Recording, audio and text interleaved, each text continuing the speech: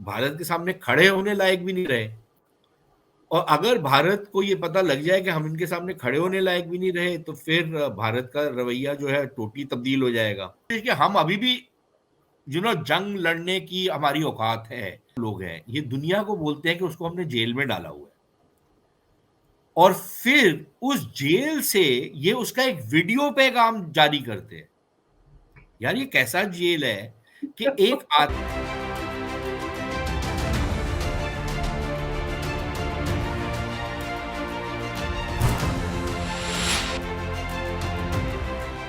नमस्कार दोस्तों, मैं हूं आपके साथ अंबर जैदी और स्वागत है आप सबका हमारे आज के खास कार्यक्रम में। और आज बात करने वाले हैं, जैसे कि आप सब देख सकते हैं आपके हमारे साथ जो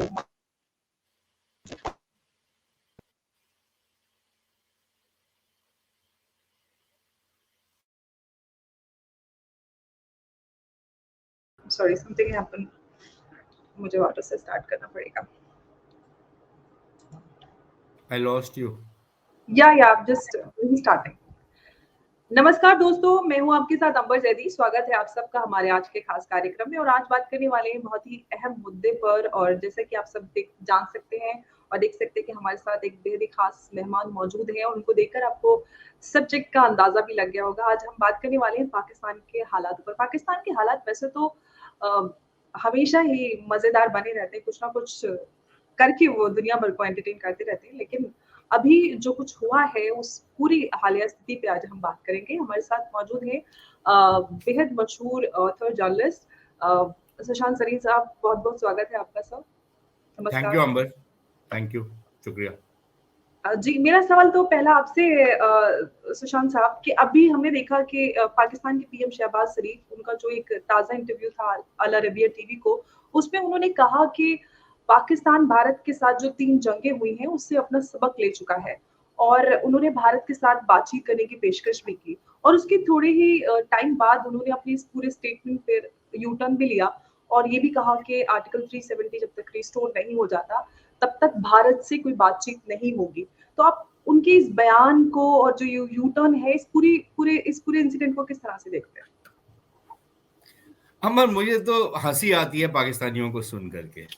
देखिए, पहली बात तो हमारे यहाँ पर बड़े शादियाने बजाए गए कि जी पाकिस्तानियों को ये लग रहा है कि उन्होंने सबक सीख लिया 3 जंगें लड़के भारत के साथ। लेकिन हमारे यहाँ पर भी देखिए, पता नहीं शायद अकल का फुकदान है। अब लोग ये नहीं समझते कि उनको lesson, what was the lesson learned, उनको क्या समझ आई 3 जंगें लड़के। जो चीज उनको समझ आई वो ये थी कि अगर आप प्रत्यक्ष जंग लड़ेंगे भारत के साथ तो आपको उसका बहुत बड़ा खामियाजा उठाना पड़ेगा। लेकिन अगर आप अप्रत्यक्ष जंग लड़ेंगे या प्रॉक्सी वॉर करेंगे या टेररिज्म करेंगे तो उसमें शायद आप उसको ज्यादा देर तक खींच सकते हैं। और ये हमने देखा है पिछले 71 की जंग के बाद उन्होंने एक और खुली जंग करने की कोशिश की कारगिल में, और उनका क्या हशर हुआ ये हमारे सामने है। लेकिन उसके अलावा 90 के दशक से और उससे पहले 80 के दशक में पंजाब में भी उन्होंने आतंकवाद फैलाया था। तो उसका तो सबक उनके सामने है कि आप भारत के खिलाफ अगर इस तरीके का टेररिज्म का बाजार गर्म करें तो उसको आप काफी देर तक खींच सकते हैं।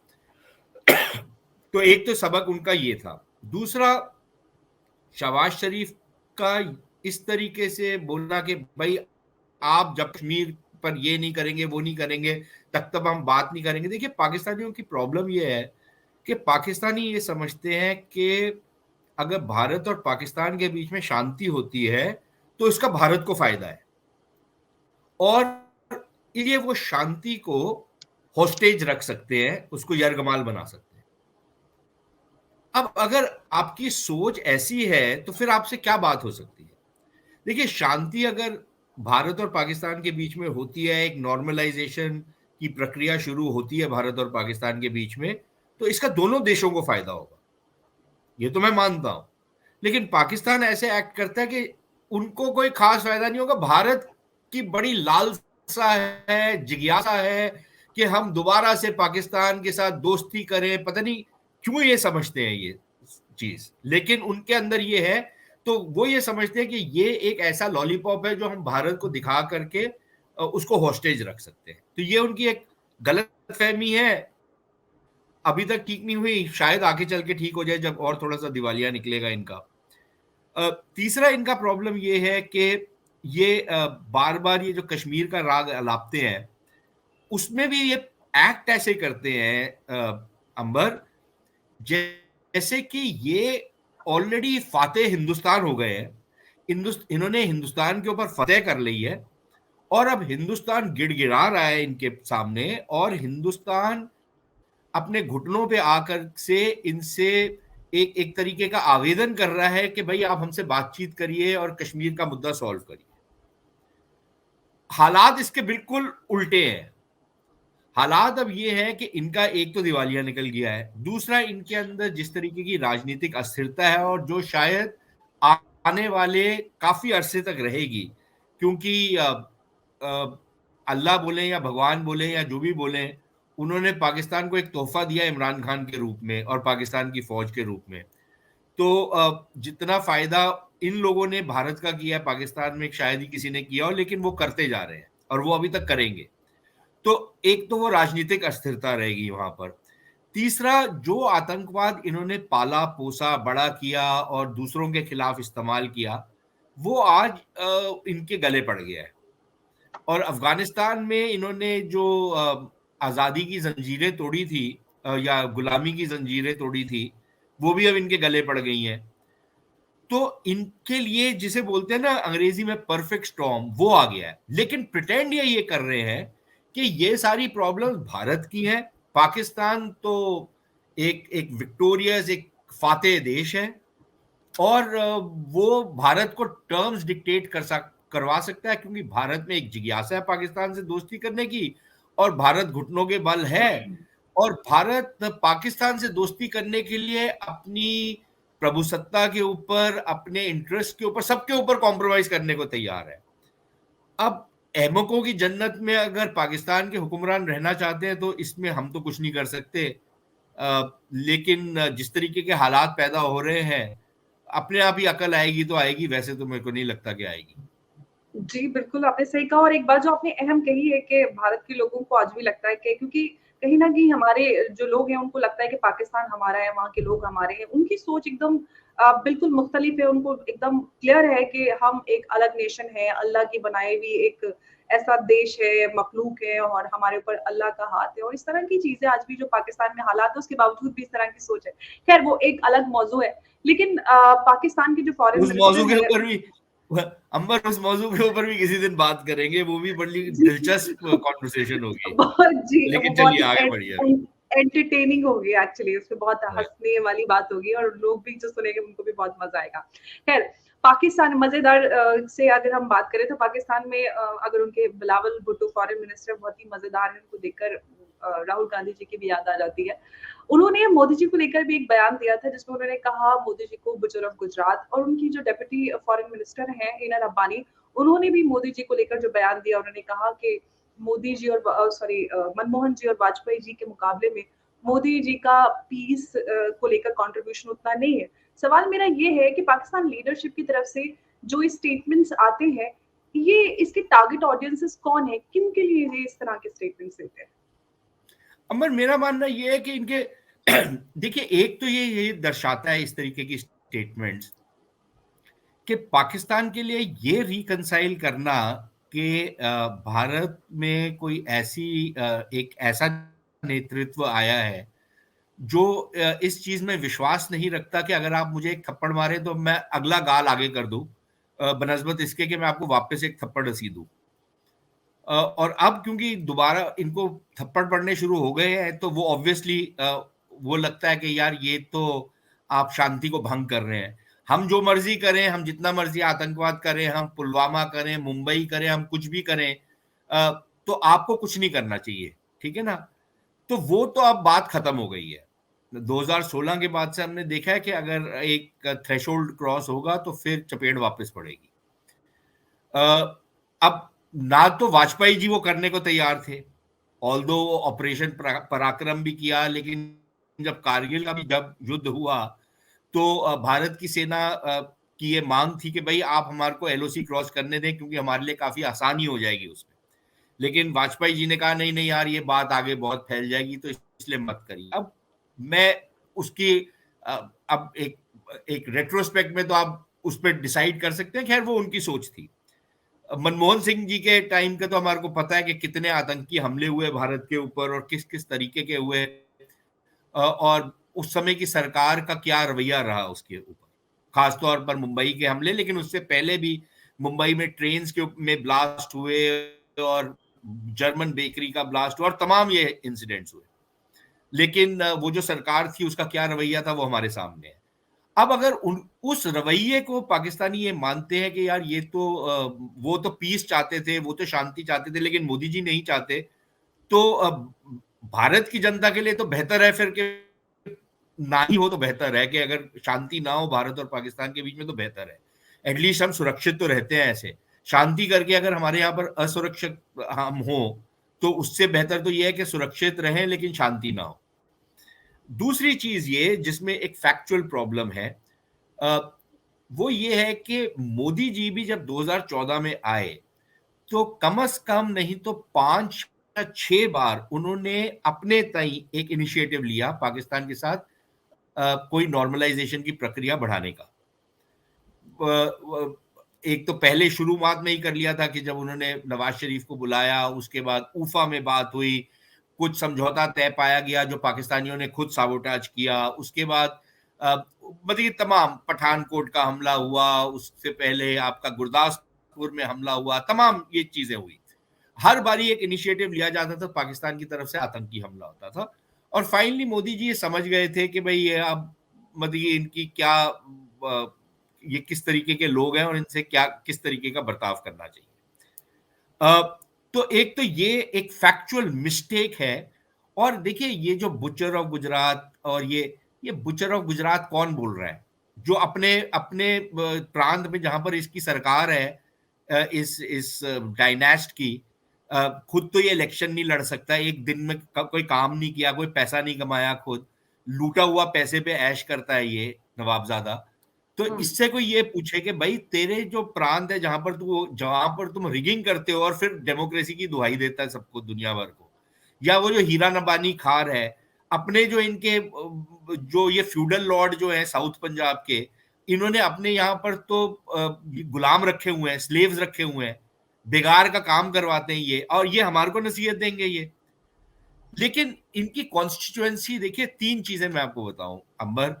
एक तो ये है कि ये जिस तरीके की भाषा का इस्तेमाल करते हैं उससे ये, क्योंकि ये राजनेता है, उससे ये पता लगता है कि एक बहुत बड़ा तबका, शायद एक ओवरवेलमिंग मेजॉरिटी पाकिस्तान की ऐसी है जो भारत के प्रति एक नफरत का भाव रखती है, और खास तौर पर हिंदुओं की तरफ एक नफरत का भाव रखती है।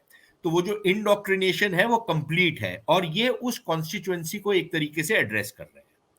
नहीं तो कोई राजनेता, अगर देखिए अगर इस ये माल बिकता ना राजनीतिक उस पर, तो फिर कोई नेता इस पर बात ही ना करता ना। तो ये बयान इसलिए एक तो दिया जाता है। दूसरा ये बयान इसलिए दिया जाता है क्योंकि जो पाकिस्तान की फौज है वो भी अभी तक रिकंसाइल्ड नहीं है भारत के साथ दोस्ती करने की। बयान आए हैं उनकी तरफ से, लेकिन कोई संजीदगी नहीं है उसमें, कोई ये नहीं है कि सामरिक तौर पर अब एक सोच में तब्दीली आ गई है। उसके हमारे सामने कोई अंदेशा नहीं है, कोई हमारे पास सिग्नल नहीं है कि ऐसा कोई चेंज आया है, और ऐसा हो भी नहीं सकता। ऐसा, और ऐसा हो तो सकता है, हो तो बड़ा कुछ सकता है अंबर, लेकिन ऐसा हो नहीं रहा। और तीसरी चीज, जो पाकिस्तान के अंदर जिस तरीके की राजनीति है, मेरे ख्याल उसके तहत भी ये एक लिहाज से इनकी मजबूरी है कि अगर, क्योंकि ये कोई कदम बेहतरी की तरफ उठाएंगे तो फिर इनकी टांग खींची जाएगी इनके जो राजनीतिक प्रतिद्वंद्वी हैं उनके द्वारा। तो मेरे ख्याल मोटा मोटी ये 3 कारण हैं जिसके करके इस तरीके के बयान ये दागेंगे। लेकिन जितना ये बयान दागते हैं मेरे ख्याल उतना भारत के लिए इसलिए अच्छा है क्योंकि मैं ये मानता हूं कि पाकिस्तान से कोई भी बातचीत इस समय करना अपने पैर पे कुल्हाड़ी मारने वाली बात होगी। तो इस तरीके के बयान देकर ये एक लिहाज से भारत के लिए बेहतरी ही करते हैं, नुकसान कोई नहीं करते। जी। सुशांत जी, मेरा सवाल एक और आपसे ये है कि पाकिस्तान अभी इकोनॉमिक और फूड क्राइसिस से गुजर रहा है, ये सब जानते हैं, और पाकिस्तान के पास $4 to $5 बिलियन का फॉरेन एक्सचेंज अभी है उनके पास। और हम देख भी रहे हैं कि सोशल मीडिया के माध्यम से कि लोग कितना परेशान हैं, जो एसेंशियल गुड्स हैं जिसमें आटा, दालें, चावल लोगों को नहीं मिल पा रही हैं। और कराची पोर्ट पर जो एसेंशियल गुड्स हैं उनके कंटेनर्स पड़े हुए हैं, उनकी एलसी तक नहीं खुली है अभी तक। सवाल मेरा ये है कि पाकिस्तान डिफॉल्ट हो गया है या डिफॉल्ट होने की कगार पर है? अंबर, एक लिहाज से तो डिफॉल्ट हो गया है ना, कि अगर आपने एक चीज का इंपोर्ट किया है, वो आपके पोर्ट्स पे आ गई है और आप उस सामान को नहीं उठाते क्योंकि आपके पास पैसे नहीं है या पैसे रिलीज नहीं हो रहे, तो एक लिहाज से तो वो भी डिफॉल्ट ही है।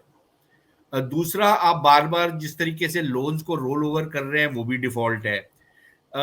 तो डिफॉल्ट तो एक लिहाज से हो चुका है, लेकिन वो जिसको आप एक बोलते हैं कि फॉर्मल, कि भाई अ, अंग्रेजी में जिसको बोलते हैं गॉन बेली अप, कि बिल्कुल अब मैं खत्म हो चुका हूं, मैं लमलेट पड़ गया हूं, अब मेरी कोई वो नहीं। जो श्रीलंका के साथ हुआ कि एक औपचारिक तौर पर एक बयान दिया जाए कि भाई अब हम किसी का कोई कर्जा वापस नहीं कर सकते, वो शायद अभी तक हालात नहीं आए। आ जाएंगे।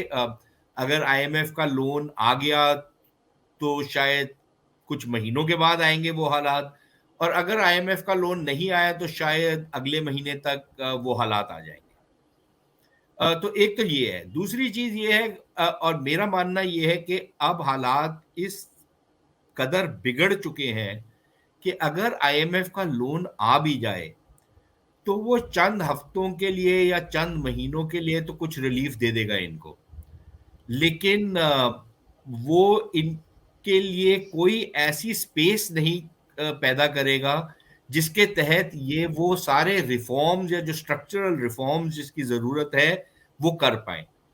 पहली बात तो ये है कि वो स्ट्रक्चरल रिफॉर्म्स ये करना ही नहीं चाहते। ये चाहते हैं कि यार मुफ्त के पैसे मिलते रहें और हम कर्जे पे चलाते रहें काम, अपना धंधा। और इसलिए वो वाले वो रिफॉर्म्स करेंगे ही नहीं। लेकिन अगर ये करना भी चाहें तो आईएमएफ वगैरह से जो पैसे आएंगे उसकी इतनी स्पेस नहीं होगी कि वे कर पाएंगे।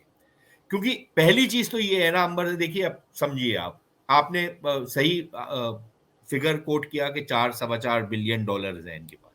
जिस दिन ये वो एलसियां खोलेंगे वो सारे का सारा पैसा खत्म हो जाएगा। ठीक है, अभी अगर जो आईएमएफ से आना है कर्जा, वो 1 सवा बिलियन डॉलर का आना है, उसके साथ साथ कुछ सऊदी से आ जाएगा, कुछ इमराती से आ जाएगा, कुछ इधर उधर से आ के ये 7 8 बिलियन डॉलर इनको तब मिल जाएगा, अगर मिला तो।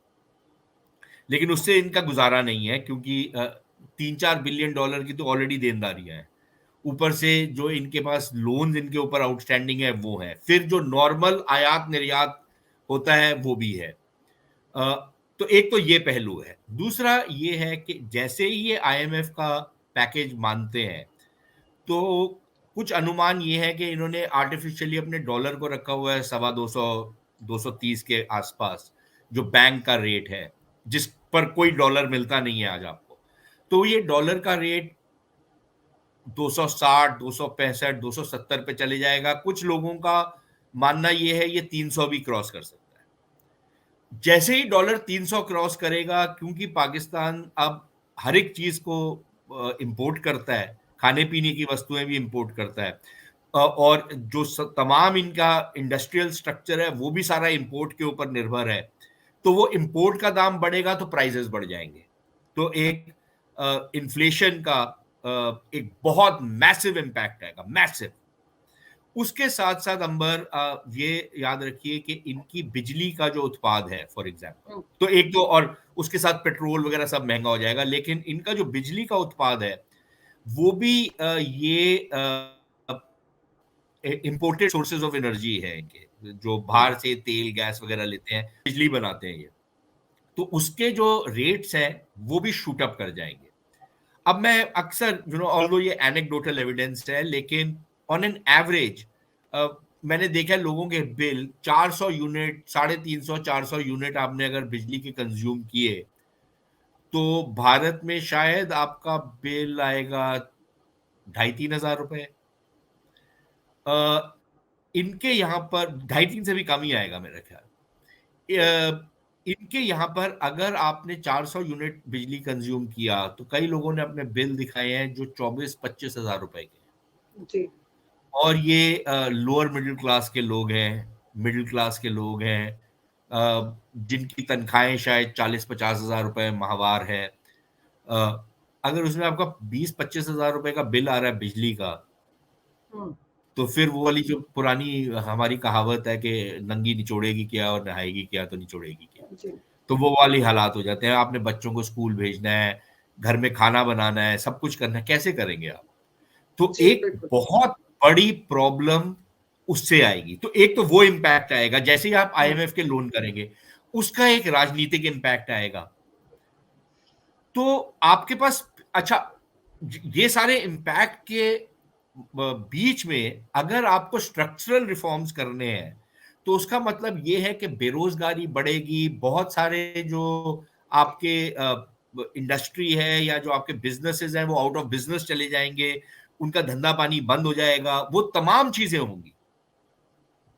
तो एक एक ऐसा तूफान आ रहा है जिसको संभालना मुझे तो नहीं समझ आ रहा कि ये कैसे संभालेंगे। जी, बिल्कुल। और इसमें पैसा कितना कोई दे देगा, कितना दे देगा भाई?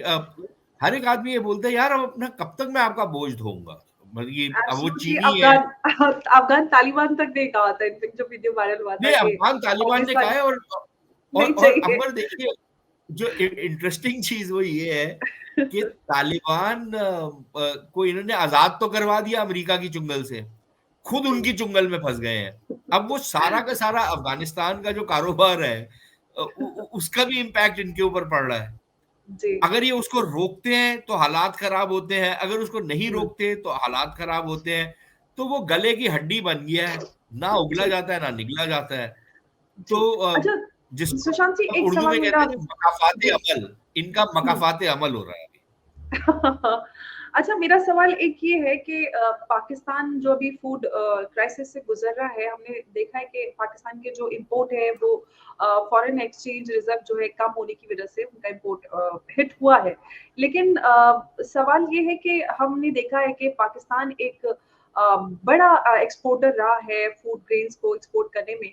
उसके बावजूद पाकिस्तान में एकदम से फूड क्राइसिस किस तरह से आया? इसके पीछे की क्या वजह देखते हैं आप? नहीं, एकदम से नहीं है। अरे ये काफी अरसे से इनके प्रॉब्लम्स हो रही हैं। और हुँ, जिस जमाने की आप बात कर रहे हैं वो बहुत देर पहले था कि जब ये फूड ग्रेन्स एक्सपोर्ट किया करते थे। हुँ, ये काफी अरसे से इंपोर्ट करते हैं इनके अपने बफर स्टॉक्स बनाने के लिए। उसका एक कारण तो ये है कि खुद इनकी आबादी एक बहुत तेजी से बढ़ रही है। हुँ। भारत की आबादी लगभग 1.1 1.2 से बढ़ रही है, इनकी कुछ एस्टिमेटेड प्रतिशत से बढ़ रही है। मतलब the fastest growing population in the world. तो अब उसको कैसे खिलाएंगे पिलाएंगे कैसे? दूसरा, अफगानिस्तान बहुत ज्यादा इनका जो ग्रेन है वो स्मगल हो जाता है, तो इनको इंपोर्ट करना पड़ता है, नहीं तो मार्केट में शॉक्स आ जाते हैं। तो एक तो वो बहुत बड़ी इनके लिए प्रॉब्लम है। दूसरा, जिस तरीके की जमीनें हैं या जिस तरीके के जो कनाल सिस्टम है उसके करके जो जमीनें हैं वो बहुत ज्यादा खराब हो गई हैं। तीसरा, बहुत ज्यादा जो जमीनें हैं उस पर जो बड़ा फर्टाइल लैंड था उसके ऊपर इन्होंने तमाम ये हाउसिंग सोसाइटियां वगैरह बनानी शुरू कर दी हैं, तो वो जमीन भी चली गई है जिस पर उत्पाद नहीं हो रहा। अब खाने पीने का सामान नहीं पैदा हो रहा उसमें।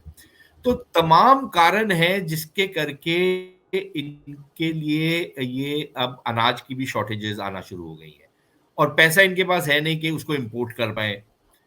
तो और खुद का अगर उत्पाद बढ़ाने की कोशिश करते हैं तो उसके लिए दाम बढ़ाने पड़ेंगे।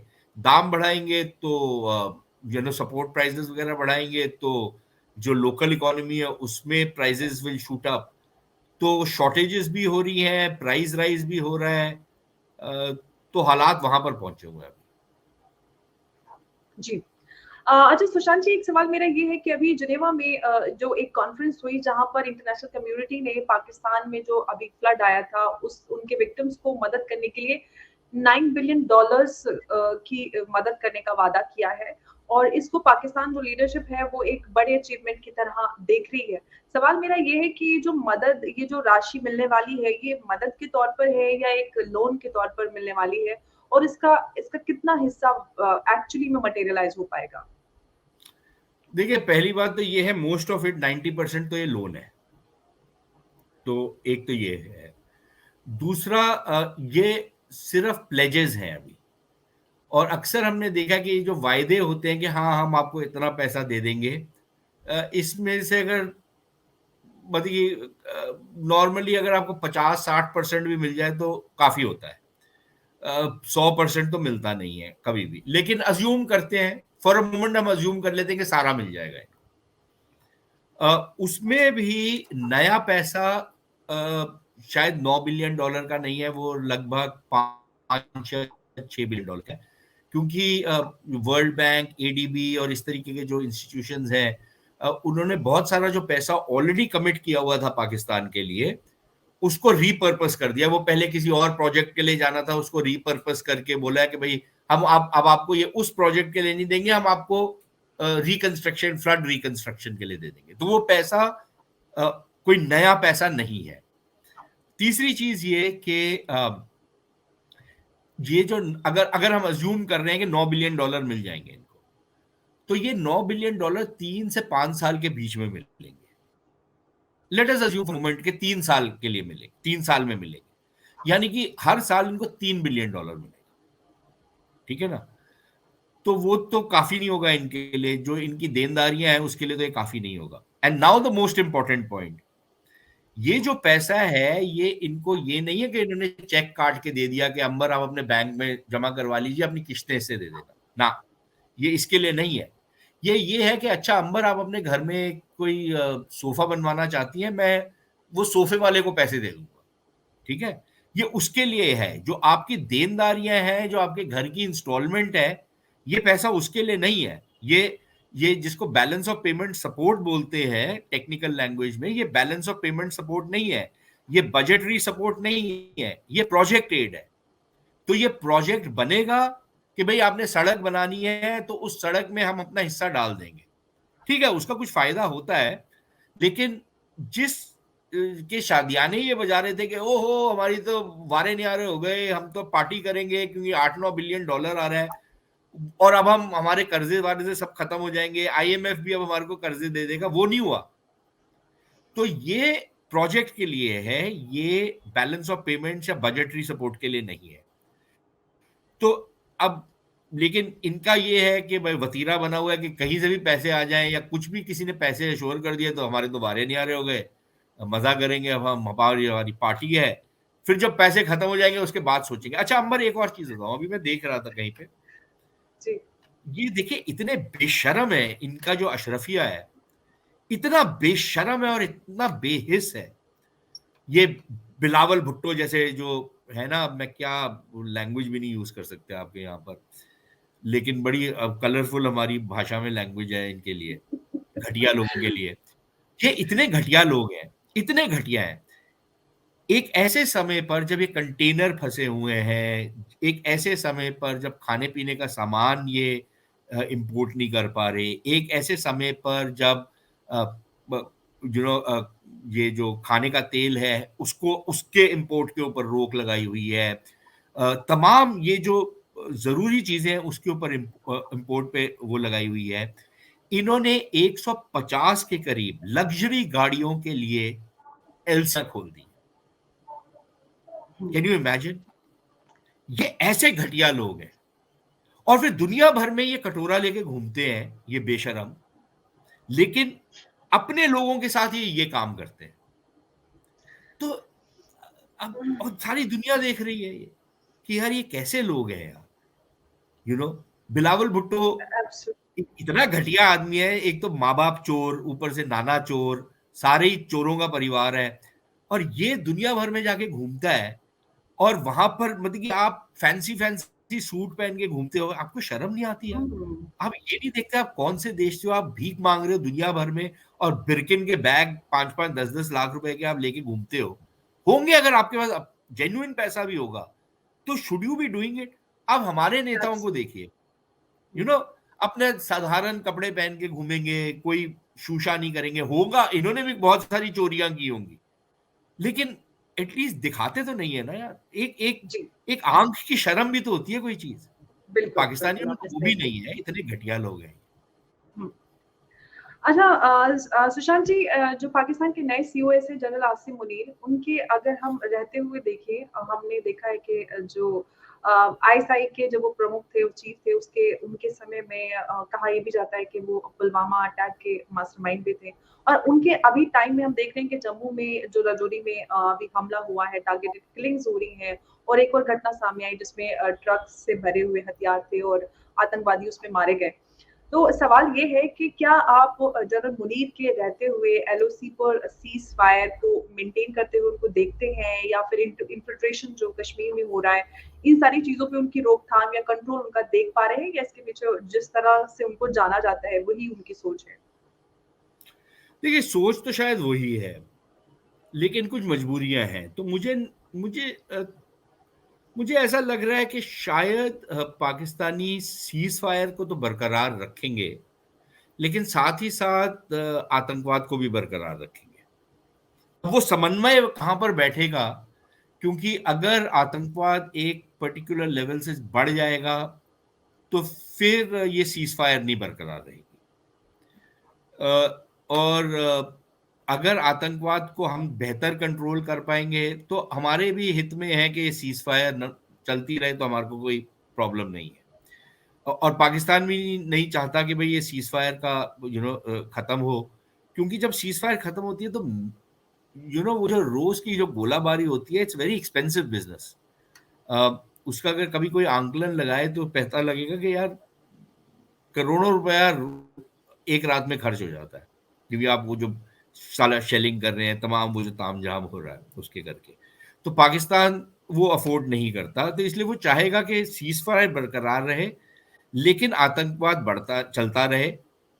बढ़ भी जाए तो इतना ना बढ़े कि भारत का जो वो थ्रेशोल्ड लेवल है उसको क्रॉस करे। है अंबर कि जिस तरीके के पाकिस्तान में हालात हैं, शायद पाकिस्तान के अंदर ये एक सोच पैदा हो गई है कि, और कुछ लोगों ने लिखा भी है, आपने वो देखा होगा, कुछ लोगों के लेख भी जो आए हैं, जी। कि यार हम तो अब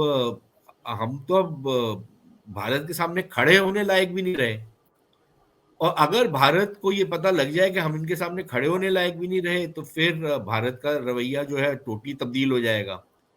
तो कुछ ऐसा करते रहो ताकि भारत को ये ना लगे कि हम तो बिल्कुल यार लमलेट हो गए हैं, अब हमारी तो कोई औकात ही नहीं है। तो कुछ ये दिखाने की कोशिश कि हम अभी भी जंग लड़ने की हमारी औकात है। अभी भी आपके सामने हम खड़े रह सकते हैं। तो मेरे ख्याल वो भी एक सिग्नलिंग है, ये सारे जो आतंकी हमले इनकी तरफ से हो रहे हैं। लेकिन दुनिया को ये दिखाते हैं कि भाई हमने तो आतंकवाद, हम तो सबसे बड़े विक्टिम हैं। अब आप ये देखिए अंबर, ये कल परसों की खबर है, आपने भी देखी होगी, कि इनका वो जो एक कुख्यात आतंकवादी है अब्दुल जी। रहमान मक्की, उसको इंटरनेशनल टेररिस्ट घोषित किया यूनाइटेड नेशंस में। अब ये देखिए ये कितने बेशरम लोग हैं, ये दुनिया को बोलते हैं कि उसको हमने जेल में डाला हुआ है, और फिर उस जेल से ये उसका एक वीडियो पैगाम जारी करते हैं। यार ये कैसा जेल है कि एक आतंकवादी जिसको आपने दुनिया का बोला कि ये आतंकी है और हमने इसको आतंकवाद के किसी चार्ज में, चाहे मनी लॉन्ड्रिंग के चार्जेस हो, इसको हमने जेल में डाला हुआ है, फिर आप दुनिया को उसका एक मैसेज रिले करते हैं कि यार मैं तो आतंकी नहीं हूं। लेकिन सुशांत ये जी, पता है इसको लेकर मैंने एक डिस्कशन भी किया था। सवाल ये होता है कि अगर हाफिज सईद या फिर अब्दुल रहमान मक्की जैसे आतंकियों को आतंकी घोषित कर भी दिया जाए यूएनएससी की तरफ से, लेकिन उसका फायदा कुछ नहीं हो रहा है, जैसे कि आपने बताया कि वीडियो जारी किया गया जेल से, तो क्यों ना पाकिस्तान सेना पर ही कुछ बड़े सैंक्शंस लगाए जाए, ताकि जो टेरर को लेकर बड़े सवाल किए जाते हैं। आप क्या कहते हैं इस पर? नहीं नहीं, मैं बिल्कुल आपसे सहमत हूं इस बात पर। और मैं तो ये मानता हूं कि ये भारत सरकार की विफलता है।